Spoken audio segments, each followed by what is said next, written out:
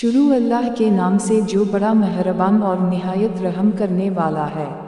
صدیق اکبر رضی اللہ کے دور خلافت میں حضرت خالد بن ولید رضی اللہ تعالی عنہ کی زیر کمان مسلمانوں کا لشکر مختلف ممالک میں فتوحات اسلامی کے ڈنکے بجا رہا تھا اور اللہ کریم کی فتح و نصرت کے پرچم اٹھا رہا تھا۔ اسی سلسلہ میں شہر حرا کے باغیوں کی شرارت و عہد شکنی کی خبر پا کر حضرت خالد بن ولید رضی اللہ تعالی عنہ نے حرا کا رخ کیا۔ اسلام کے بہادروں کی آمد کی خبر سنتے ہی اہل حرا اپنے قلعوں میں گھس کر قلعہ میں بند ہو گئے۔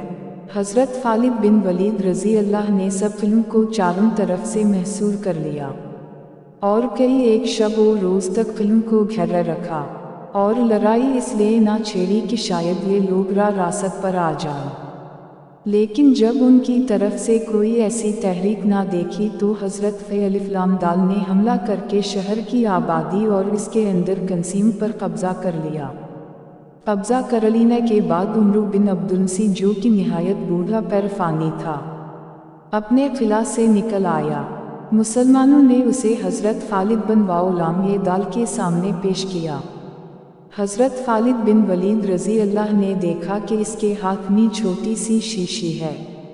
حضرت خالد بن ولید رضی اللہ تعالی عنہ نے اس سے پوچھا کہ یہ شیشی میں کیا ہے اور کیوں لے کر آئے ہو؟ اس نے جواب دیا کہ اس شیشی میں زہر بھرا ہوا ہے اور یہ سوچ کر آیا ہوں کہ اگر آپ سے صلح کی بات چیت کامیاب ہو گئی تو ٹھیک ہے، اور اگر بات چیت ناکام ہو گئی اور صلح نہ ہو سکی تو ناکامی کا منہ لے کر اپنے قوم کے پاس واپس نہیں جاؤں گا، بلکہ یہ زہر پی کر خودکشی کر لوں گا۔ تمام صحابہ کرام کا اصل کام تو لوگوں کو دین کی دعوت دینا ہوتا تھا، اس لیے حضرت خالد بن ولید رضی اللہ نے سوچا کہ اس کو اس وقت دین کی دعوت دینے کا اچھا موقع ہے۔ آپ نے پوچھا کہ تم یہ زہر پیو گے تو فوراً موت واقع ہو جائے گی۔ سردار نے کہا کہ اس کو پینے کے بعد اتنی مہلت نہیں ملتی کہ اس کا ذائقہ بتا سکے، اس وجہ سے مجھے یقین ہے کہ اگر میں اس کو پی لوں گا تو فور مر جاؤں گا۔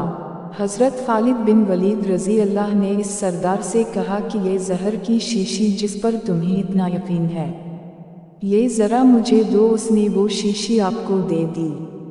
آپ نے وہ شیشی اپنے ہاتھ میں لی اور پھر فرمایا کہ اس کائنات کی کسی چیز میں کوئی تاثیر نہیں جب تک موت کا وقت نہ آ جائے۔ اس بوڑھے کافر نے یہ اعتقاد اور خدا پر اعتماد کا منظر دیکھا تو ششدر رہ گیا، اور وہ تمام لوگ بھی حیران رہ گئے جو قلعوں سے نکل آئے تھے۔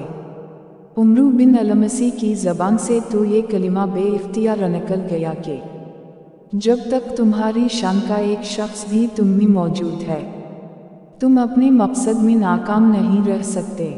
دروس حیات یہ تھے ہمارے بزرگوں کے اعتقاد اور یقین۔